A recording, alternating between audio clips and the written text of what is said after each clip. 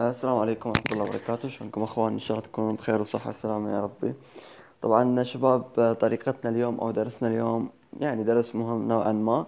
كيفية مشاهدة الفيديوهات بدون برامج وبدون إنترنت.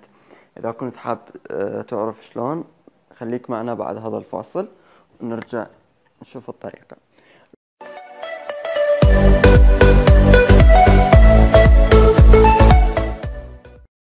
رجعنا لكم حبايب من جديد. أول شغلة لازم يكون اليوتيوب مالتك، اليوتيوب الرسمي اللي ينزل ويا التليفون أول ما تشتريه، لازم يكون عندك محدث حتى نقدر نستفاد من هاي الميزة.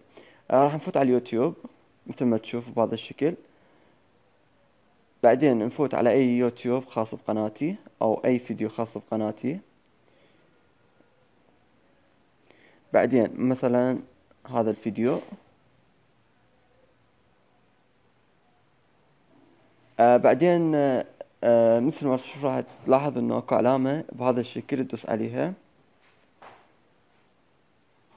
بعدين حفظ الفيديو للمشاهدة بلا اتصال او منخفض 144 بكسل، تدوس عليها وتعطيه موافق.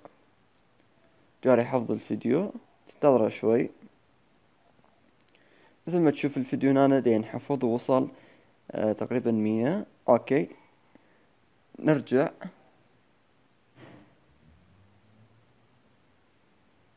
صد الفيديو، نرجع منه، نروح على هذه العلامة. بعدين راح تلاقي مقاطع فيديو محفوظة بهذا الشكل، المحتوى المتاح بلا اتصال. راح تلاقي الفيديو، راح نفصل الانترنت. مثل ما تشوف وصلت الانترنت، راح اروح للفيديو. مثل ما تشوف الفيديو دا يمشي بدون اي تعليق وبدون اي مشكلة.